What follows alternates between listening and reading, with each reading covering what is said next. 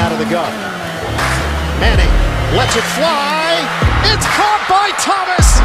There's the record for Peyton Manning.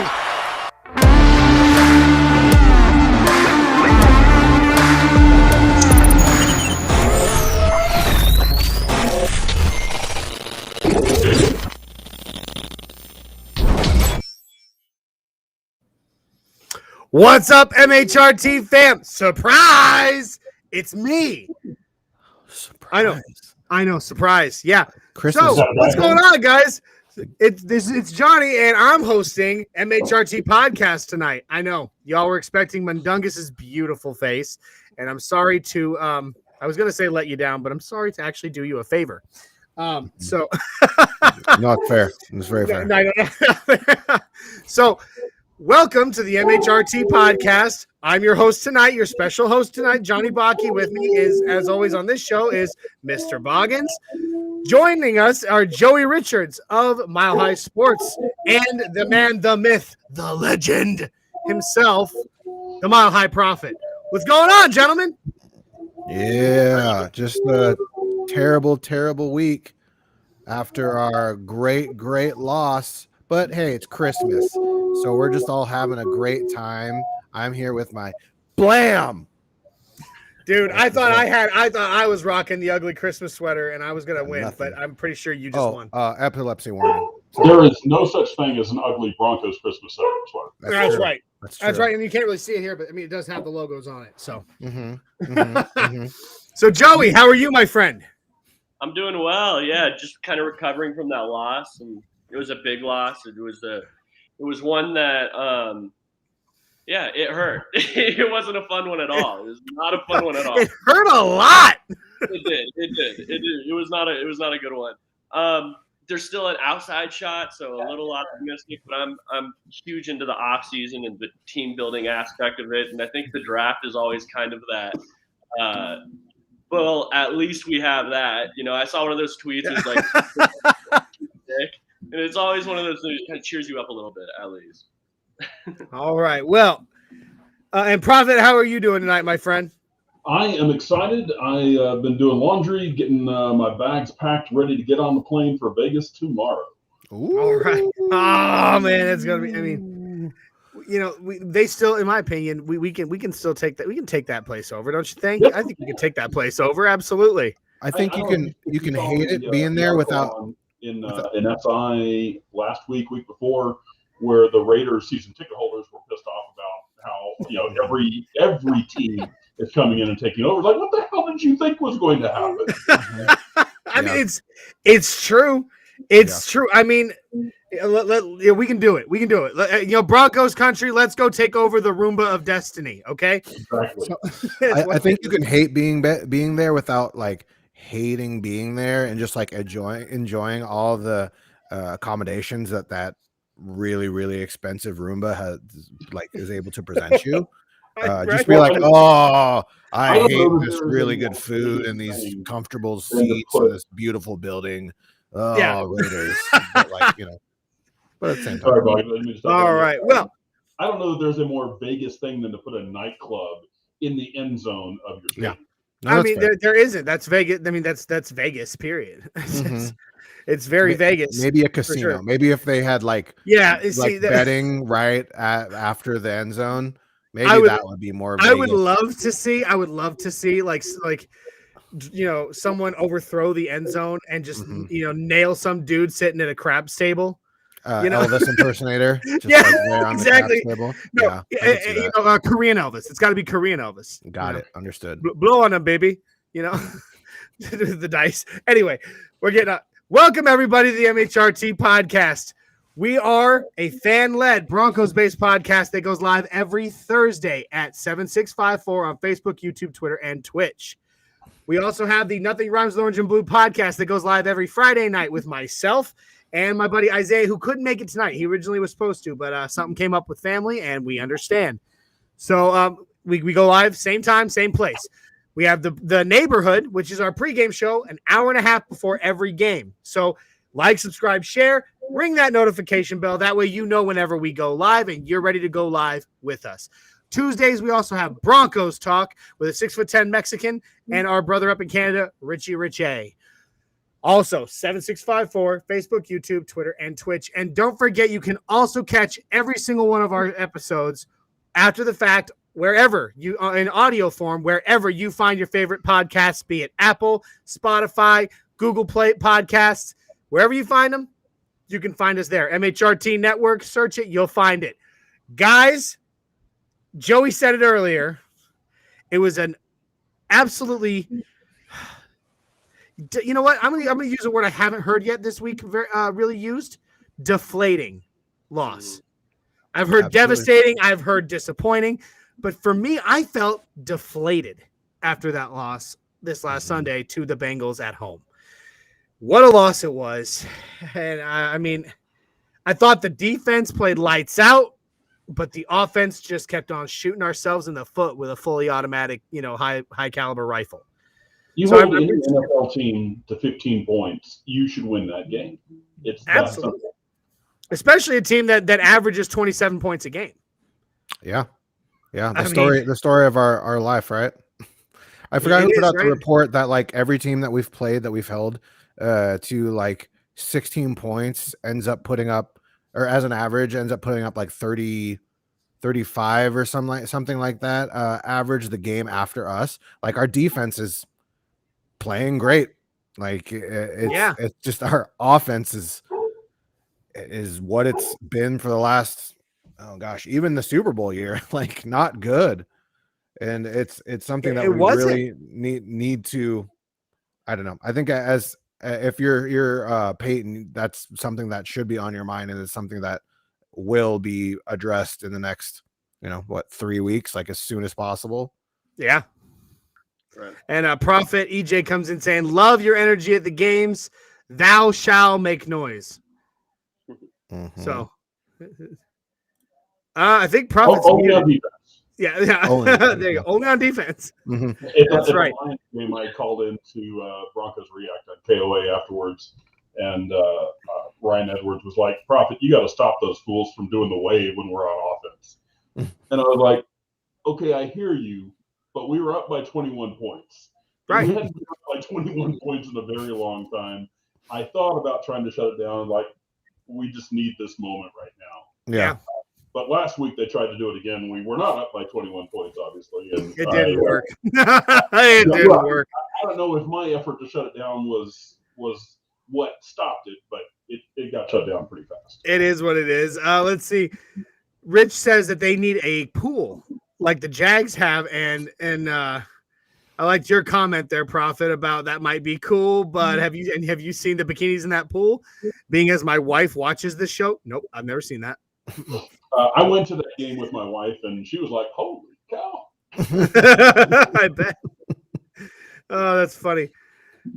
Rich, am I saying that I don't like punting the ball? No, I don't like punting the ball. Who likes punting the ball? I mean, okay, no. Joey, I want you to weigh in on this after I say it. We touched the ball 6 times before halftime, 6 possessions, and scored 3 points. How disgusting is that, in your opinion? It's terrible. I mean, it's you guys mentioned it earlier. The defense did all they could do. They played against an offense that has been pretty good this year. Joe Mixon has been a stud for them. Jamar Chase, when you limit him to, like, he didn't even get more than 10 yards in the game. I think he got 1 pass for 3 yards or something like that, wasn't it? Yeah, you did. Your defense did what they had to do. Your offense just didn't live up to it. So, I mean, going into halftime, I think we were down 3-6, if I remember correctly. It's just you had all these opportunities. Your defense put you in the position to win, and your offense didn't come through. It's as simple as that. I mean, it's like we're reliving history. This has been the Broncos' MO for a while now. Yeah, it has, and it. I mean, Ben Albright said it. I think it was last night. He said, "I feel like Broncos country got kind of spoiled." As far as being a winning franchise goes, like I think we actually still hold the record right now in American sports and all as a franchise for all American sports for the the shortest losing streaks as far as as a franchise goes. But right now, we were not used to that. We got spoiled with a whole lot of winning, and it just looked terrible. Yeah, no, I think we're definitely kind of a spoiled fan base, but like, I mean, when you've watched how good one side of the ball has been the last 6 years, and how offense just can't figure it out, it's frustrating to watch. It's just like that makes the games even more like I would rather have just a trash all around team that we could rebuild, like the Detroit Lions or something, than there's just like parts of it that have so much potential that we're just spoiling, because that's what's happening, and that's what's very frustrating. It really is. And I mean, you go from, and it does stink going from someone like Peyton Manning, you know, what he did with this organization, even though his last season, he was not the reason that we won that Super Bowl. He's not the reason. I mean, anybody who argues differently is, you know, they're wearing blinders. But, you know, once he leaves, it plummeted. I mean, I guess 2016, we still had an okay season. But to go from that to what we have been seeing the last 6 years, and I mean, I feel like that Bengals game was the epitome of the garbage that we've been feeling and we've been seeing. We were supposed to win that game. Yeah, like I am excited though that Drew Lock being in kind of brings a little life to the offense, whether good or bad. Like, I mean, we know. I feel like Broncos country is very split on Drew Lock, and like some really hold on to the good and some really hold on to the bad, and I think that's what Drew Lock is. I mean, you're going to get you don't know what you're going to get. I mean, you're going to get some good, some bad, but I mean, you will get more exciting throws, that's for sure. So I'm excited to kind of go out with a bang these last 3 games, and I think this is Drew really playing for, I don't want to say for his career, I mean, I guess for a career to a certain point, but I do think he will get another job in the NFL as a backup, or I don't know, maybe push someone from a starter down the road, depending on the offense. I do think there are more offenses in this league that he would thrive under than Denver. So yeah, absolutely, he's playing for his career with the Broncos. Yeah, absolutely. Boss man Mundungus Creevy in the house. He says, "Hey guys, I can only be here for a minute, but thanks for being on tonight." And I'm pretty sure that's to Joey and the Prophet there. And and you. I mean, because you weren't going to be on tonight anyway. Yeah, totally. So totally, there's that. Yeah, there's exactly. Totally that. No, it's a lot of fun being able to do this, boss. Hope you enjoy whatever it is you're having to do that you're putting before your true priorities. I'm joking. Dave Glassman, he's hitting your point here. Boggins is he says my glass is full again. Drew is gonna ball out and will win by double digits. Hashtag go Broncos. Hashtag Christmas miracle. Whew. Bold predictions, my friend. I mean, I don't know about y'all. I was on the Drew Lock train for a long time. I mean, my alma mater is Mizzou, and I was there at the draft when in Nashville when he got picked by the Broncos, and I was I'm not going to say that I was drunk, but I was very drunk, and I was jumping up and down and screaming like a schoolgirl. I was so excited that we had just drafted Drew Lock, and I have been a fan of his the whole time. I have I had kind of backed off of that once they named Teddy Bridgewater. And do I think Drew Lock is the long-term answer of this team? I can't say that I do, but I would like to see what he can do after what we saw from him in the preseason after having a whole week of first-team snaps. I don't know how y'all are feeling about that. Yeah, I think I hit on it earlier, but the fan base is so split. I think everybody should be cheering for Drew Lock, just on both sides of it, just out of the fact that, hey, if you believe that he's the Broncos guy, of course you want him to ball out. If you don't think that, you want him to raise his trade value and stuff like that. I don't think there's a downside to Drew Lock playing bad for the Broncos. No, and plus he's rocking orange and blue. He is wearing the jersey, okay? We should not be rooting against him for any reason. Right. Yep. You want your starting quarterback to play good. And I mean, I hope he does bring that spark. It would be fun to see the receivers go out there that we just signed to big contracts, and Tim Patrick and Cortland Sutton have big games. Jerry Jeudy, who was our first round receiver, we haven't seen much of him this year. It would be fun to see all of that stuff happen, all the potential of what this offense could be. Yeah, I mean, it's what we've been hoping for, and that's what we want. Everybody's shouting, we want a homegrown talent. Well, we've got a guy right now that is homegrown, and right now he's getting his chance. Now, from all of us here, I'm going to go ahead and say, I know it's been said all week, praying for Teddy. Hope we truly hope that your recovery is fast and without incident. It was tough seeing that happen. I mean, even if at the time, the Broncos offense had completely stalled.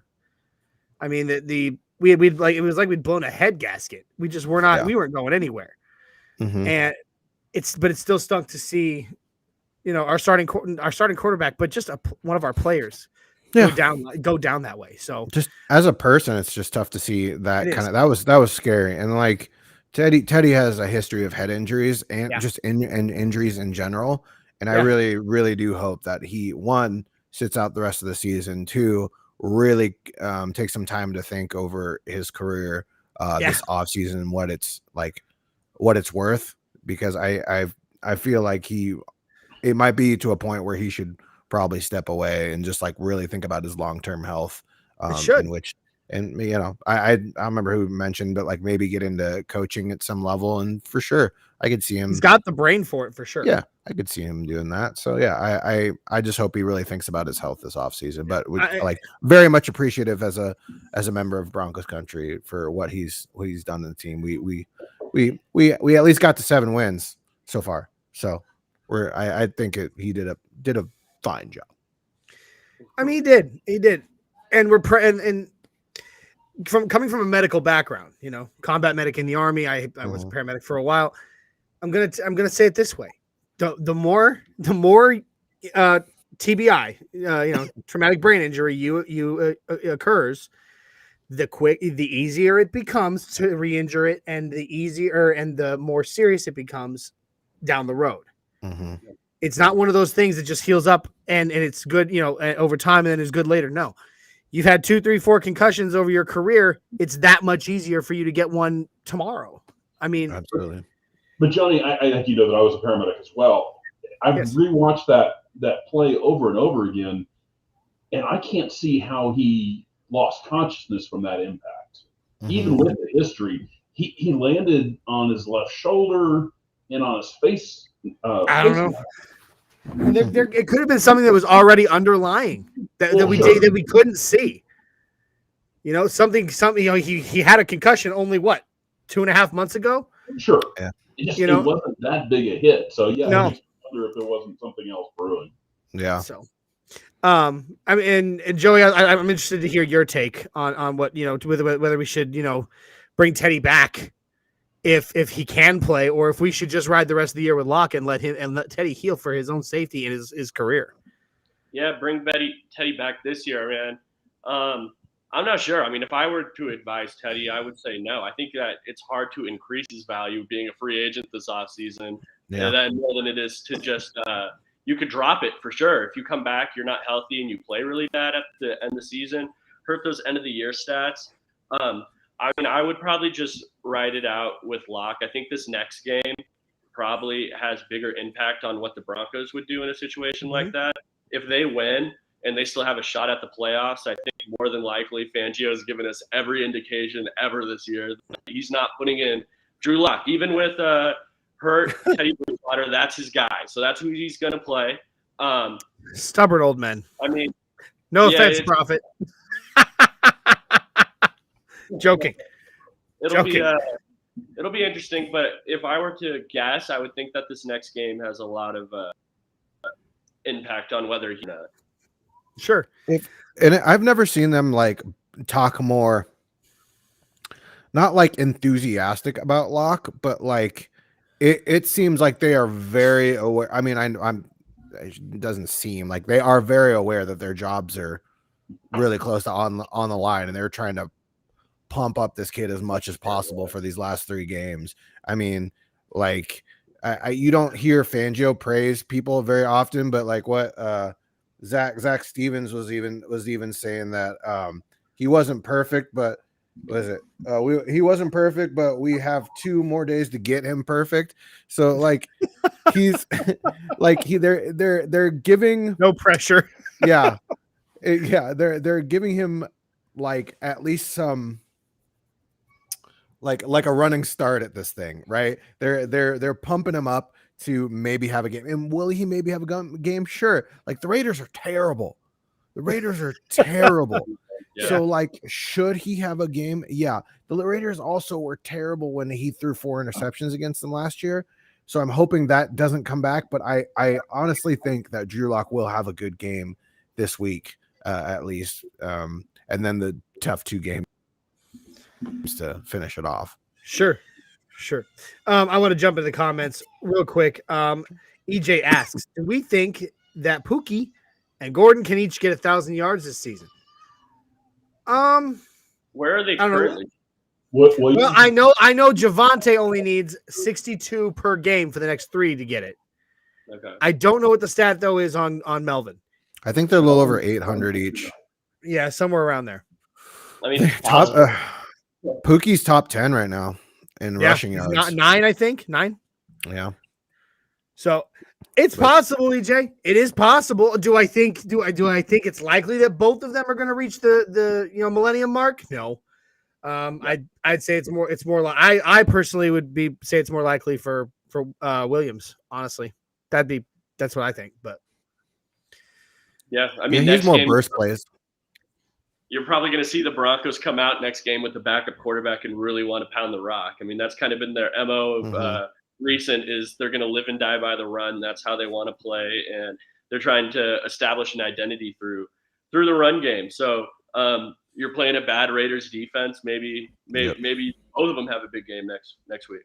Hopefully. Yeah, one of the lower end rush defenses I think in the league, and so like which sets up Drew Lock perfectly.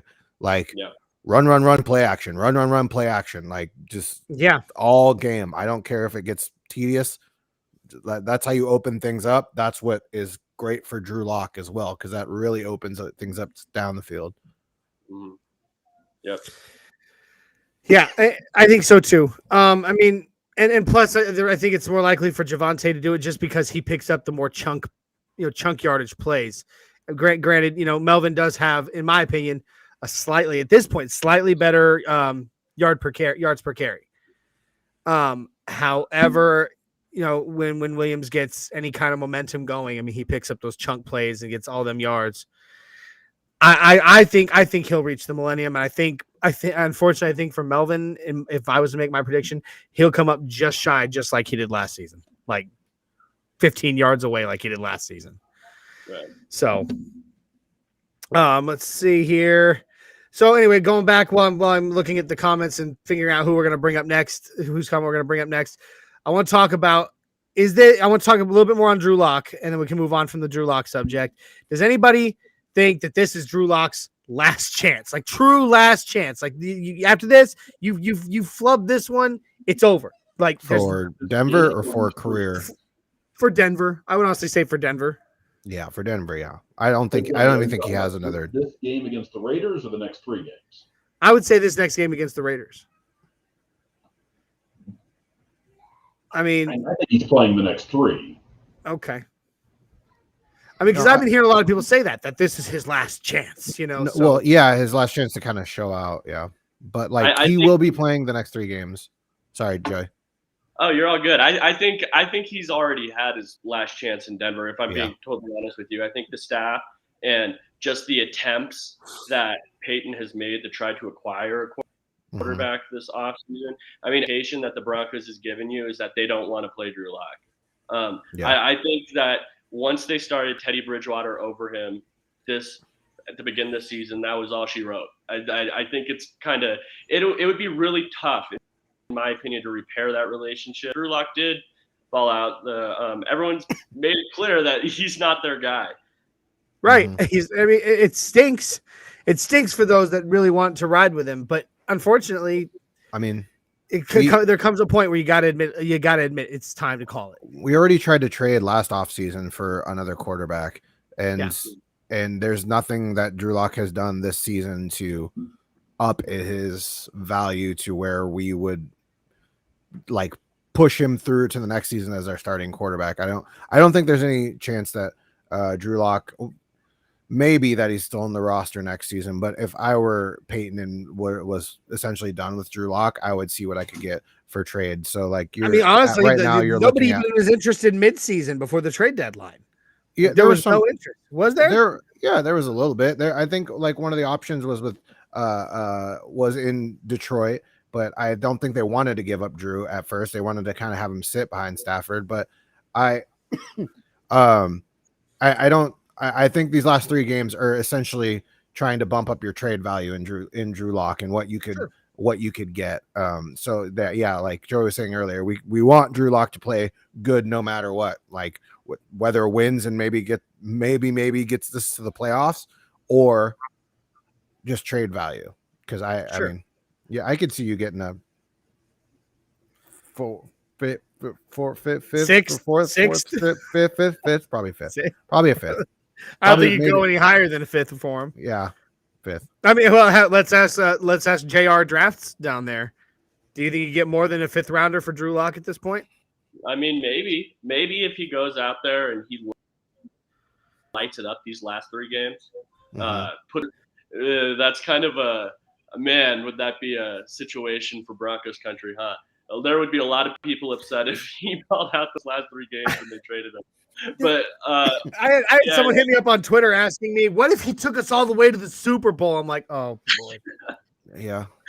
I mean, you can dream, right? A bit, a person could dream, but there, you never underestimate QB desperation. Like some teams, like it could be like right before the trade deadline. Maybe he doesn't find a home. We release him.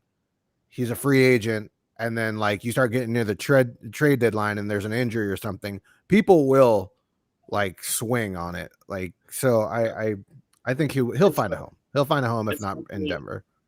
Especially when you look at I don't know if you guys have looked at the free agents at quarterback this offseason, but it's like nothing spectacular. Yeah. You have Patrick, Trubisky, Teddy.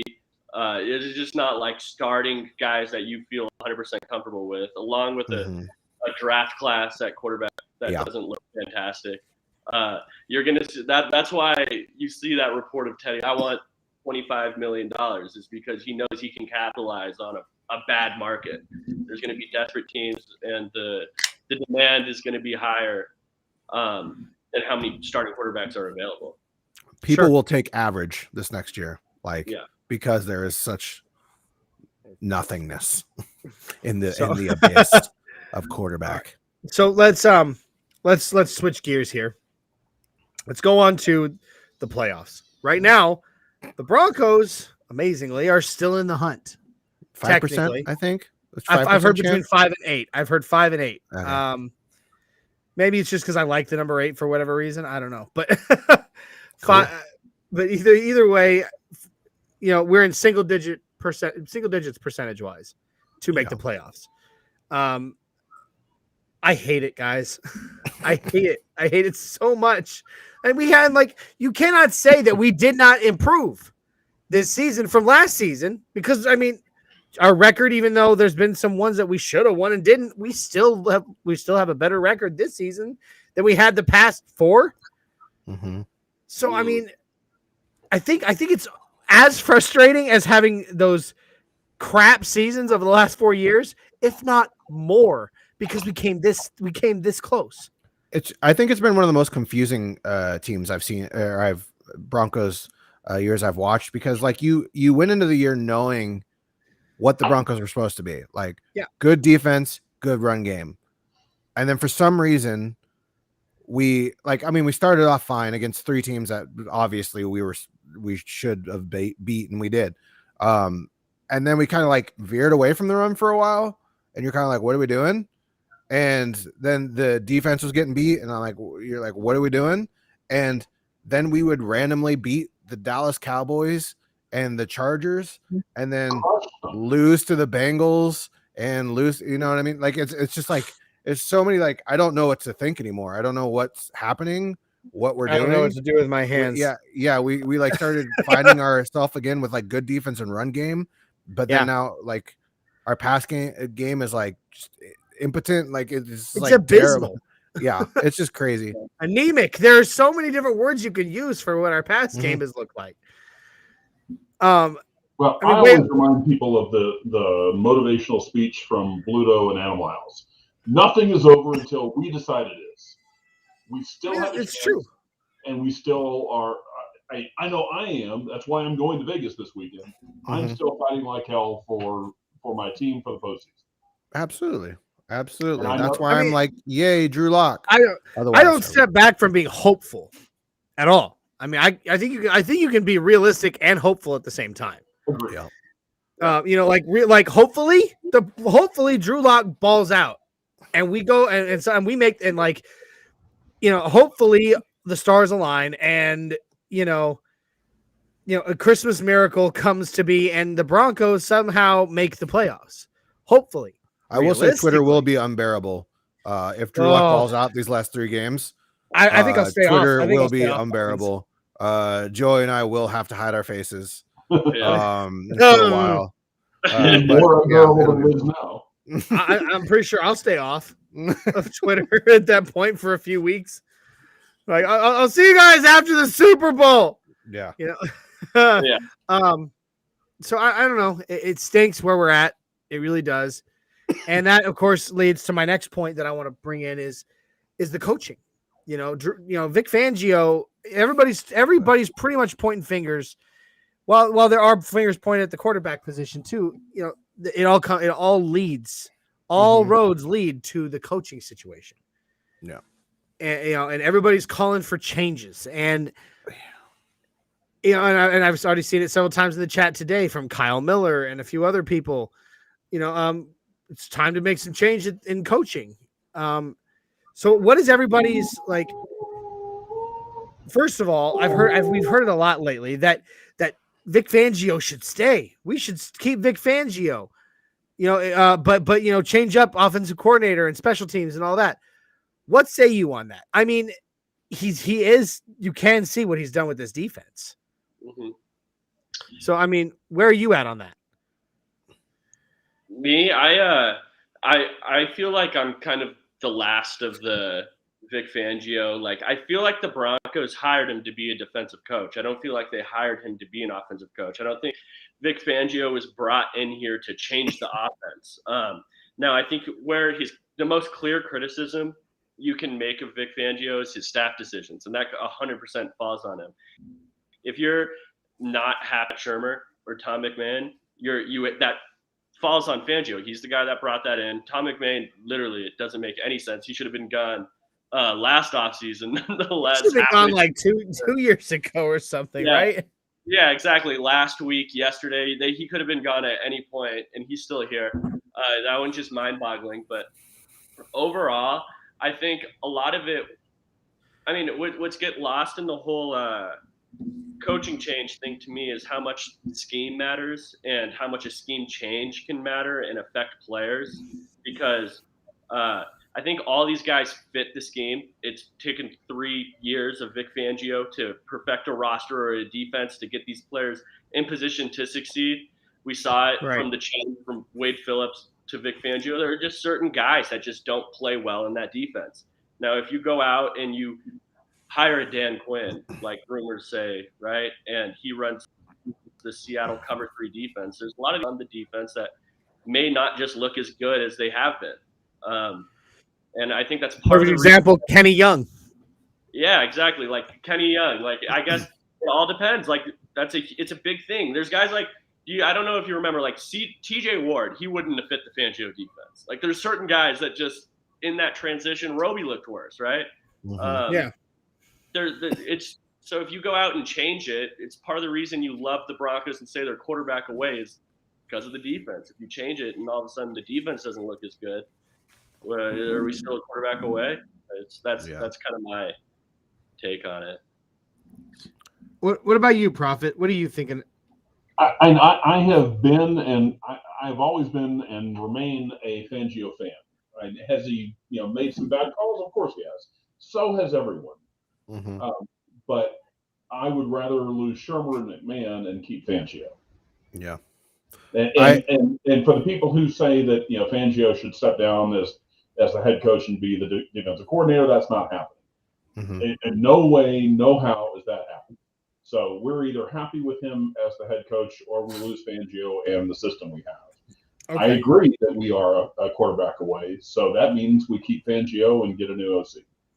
I'm not gonna lie, I didn't think this was gonna go this way because I am also in like potentially the Fangio camp of like I don't want to break up what we have on defense, and like I've heard not you, it's I've me. heard a lot of stuff on Twitter about like his clock management and his challenges and like and like it's not good, but like neither was Andy Reid. Andy Reid's still a good coach, and that's something that you can adjust to. That's something that like Peyton could adjust to and give him a guy that's like specifically for that kind of thing to give him help. Or if you bring in an offensive coordinator, have him also as assistant head coach to help with that kind of stuff as well. The guy who pulls Sean McVay back onto the sideline. Yeah, exactly. Like I just imagine this team, what you could have with this defense if you were to bring in like an Aaron Rodgers or a Russell Wilson with whoever they sign off on offense for the offensive coordinator, and you bring them in, you have a Super Bowl contending team. Like it's not even a question. And I think I posted earlier on Twitter, how crazy would it be is if you sent off Von Miller for a second and third, right? And use that second and third and, obviously multiple firsts to get like an Aaron Rodgers or Russell Wilson. And then Von Miller still comes back this following season under like a hometown discount, because not only does he get to come back and he's at the end of his career or whatever, and he's not really producing as much anymore. Plus you have Aaron Rodgers or Russell Wilson that will help in that convincing towards, him coming back. Shermer will become a king in Denver if that happens. I mean, not Shermer, sorry. Peyton will become a king in Denver if that happens. But why would you not be able to? I just don't know if you want to blow everything up at this point, like, because you would lose like just what Justin Simmons is good at. He would have to completely change that.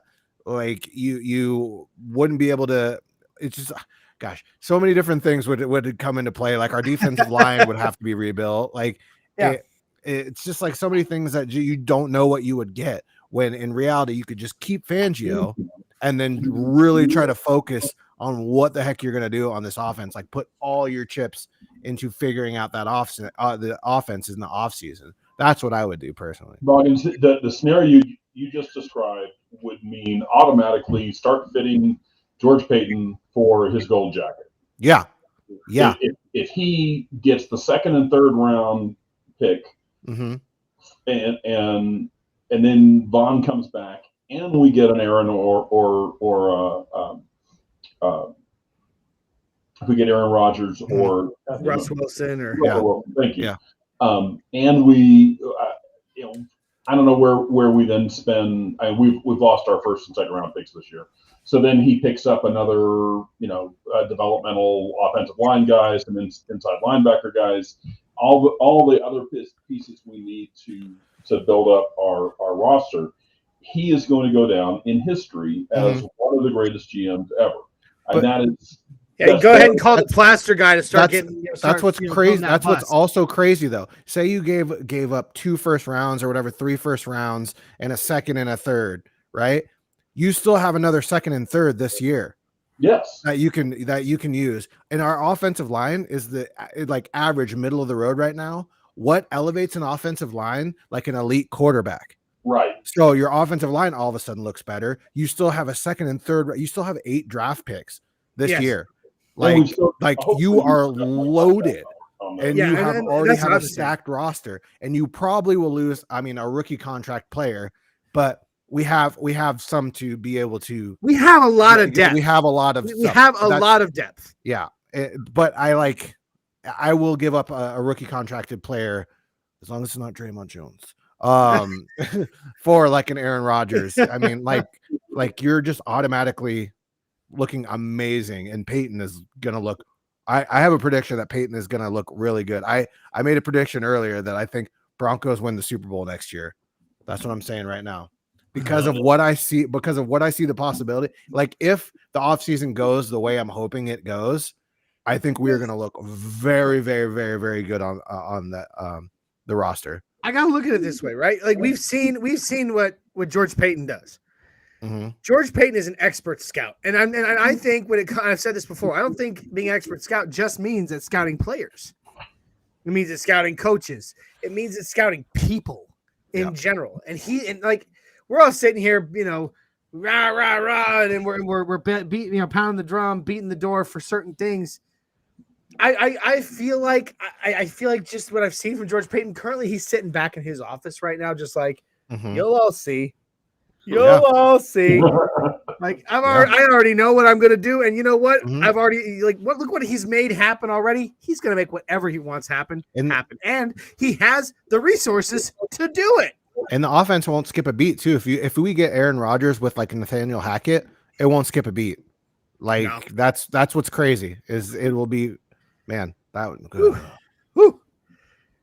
And then people will want to sign with the elite, like free agencies will want to sign with that elite. It'll be the Bucks. It'll be the Tampa Bay Bucks, but like higher level. Like KB82 jumping in here, Kenny Booker. What up, fellas? What are your thoughts on firing Fangio, promoting Bill Collard to DC, hire a vet in Doug Peterson, or a rookie head coach in Byron Leftwich? Not a fan. I don't know. There's just too much unknown. I don't know if Collard call plays, if he's a play caller, if that's in his capability or his wheelhouse. Doug Peterson is awesome. I love the idea of Doug Peterson. He's an awesome head coach. But other than that, it's a tough one. Yeah. That's kind of rebuild for me. Okay. That's very rebuilding. Let me ask y'all this. I want it from each one of you. You already said it earlier, Joey, in the rumors that have been circulating, Dan Quinn coming, as a possibility. Yeah. If each one of you could pick a head coach candidate, who would you pick, and from where, and why? I would go Doug Peterson just because he's exactly what the Broncos kind of lack in a people person. From everything you hear, from what has been told about Fangio, and the issue with Fangio is that he can't relate to the locker room very well.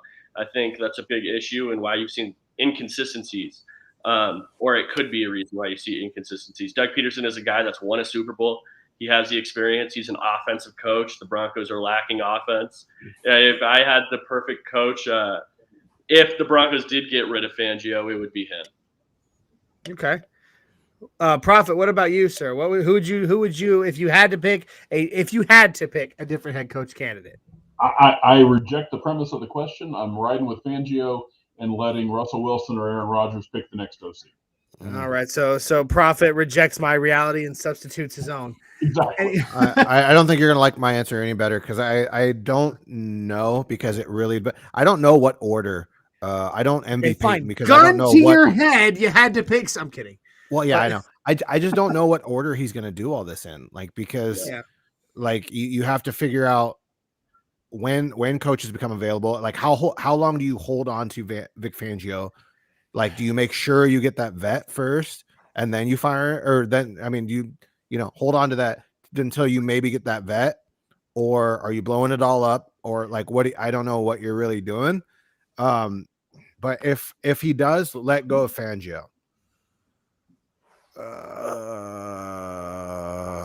Man, it also depends on what vet. If you're bringing in Aaron Rodgers, like Nathaniel Hackett, I don't really know who you bring in if you bring in Russell Wilson because I think that's why I don't know. Dan Quinn rumors. Yeah, I know, but I guess I don't even know that they have that great of a relationship. I don't even know if they really like they were on the Seahawks together, but like Dan Quinn on defense, Russ on offense, and then he still has to bring in whatever OC he wants. The other one, I mean, granted, Schottenheimer. if we weren't able to go out and get, I'm going to use mine in a hypothetical. If we weren't able to get, the guy we want, I'd want someone who could come in and develop a quarterback. And for me, that's Brian Dable, from the Buffalo Bills. I like Dable. I do too, but he's been having a rough outing recently. Yeah. The wild card is we're a couple of months away from new ownership. True. With the Bills or the Broncos? The Broncos. Oh yeah, because Bills I think are pretty close to it, right? I think so. I think I read something about it, but I haven't seen it. I haven't seen a whole lot of for sure kind of that's what I'm saying. Like this offseason has a lot of potential. It's going to be the craziest offseason we've seen. Right. We've seen in a while. Right. It's going to be very exciting. And that's saying something because this last offseason was pretty dang crazy. Yeah. I wish it was a better like all around draft, but like and free agency. But like I think there will be a lot of things that are going to change potentially for the Broncos. Right. A lot of big moves. We have about 13 minutes about 12 minutes before I got to get out of here because I made a promise to my kids. Tonight is our Christmas Eve here. Those are meant to be broken. Home. Those are meant to be broken. Okay. If you say so, you'll find out. You'll find out soon enough, buddy. Promises to your children. I've learned this. This is the Baki. This is the Baki household Christmas Eve because I have to work Christmas Day. Oh, okay. So, I promised the kids I wouldn't go over an hour today, and which you have no idea how hard that is for me. But I'm gonna do it. I'm gonna do it for my kids. But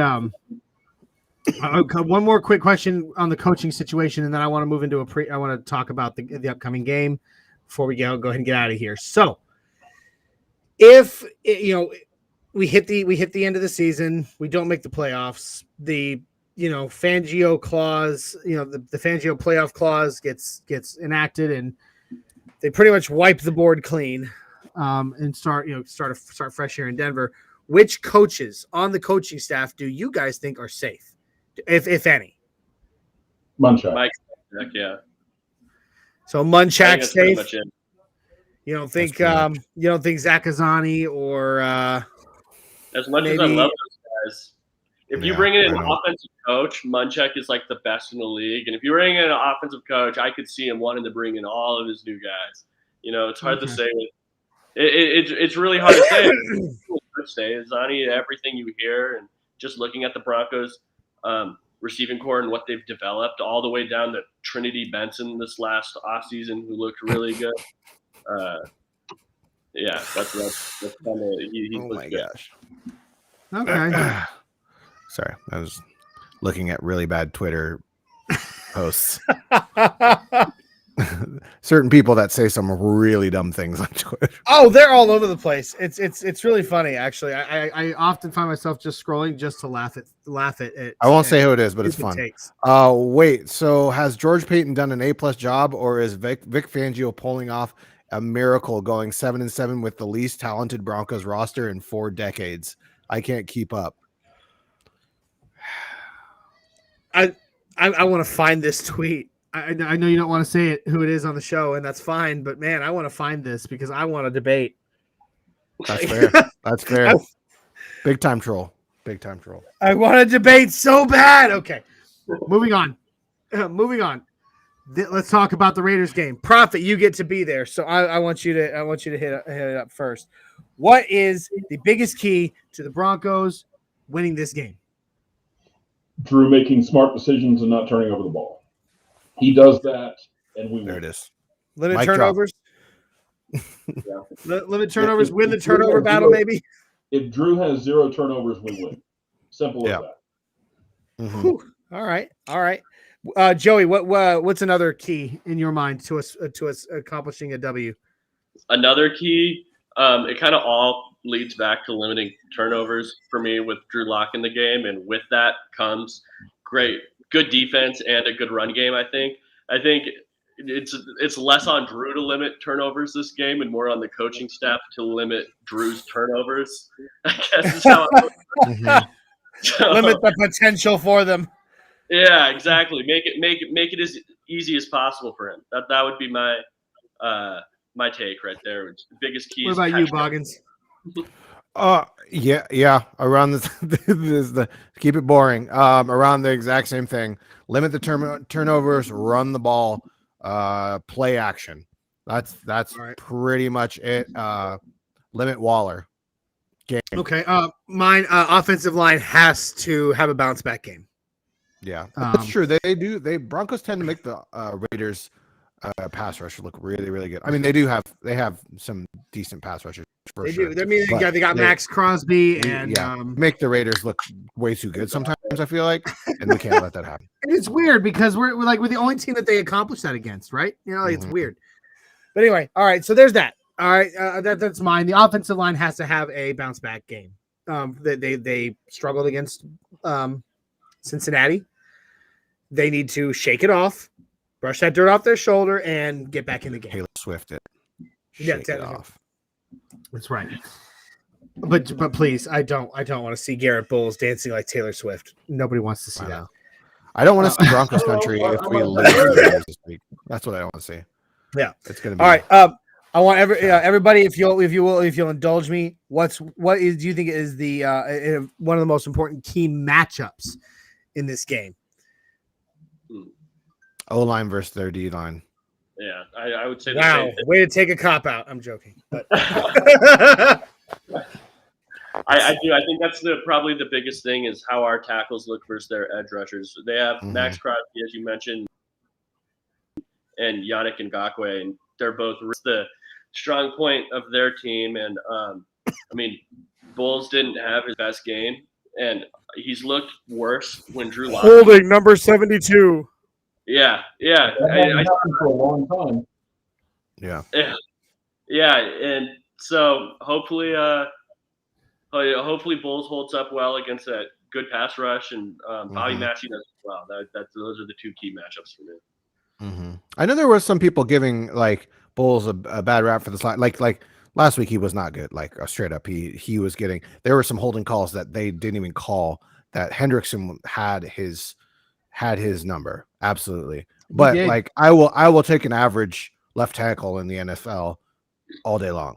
Like they're hard to come by, and so I will take an average left tackle with some awesome games and some like rare bad games over just like a wash at left tackle. So we talked about this tonight. Cushenberry went on the COVID protocol.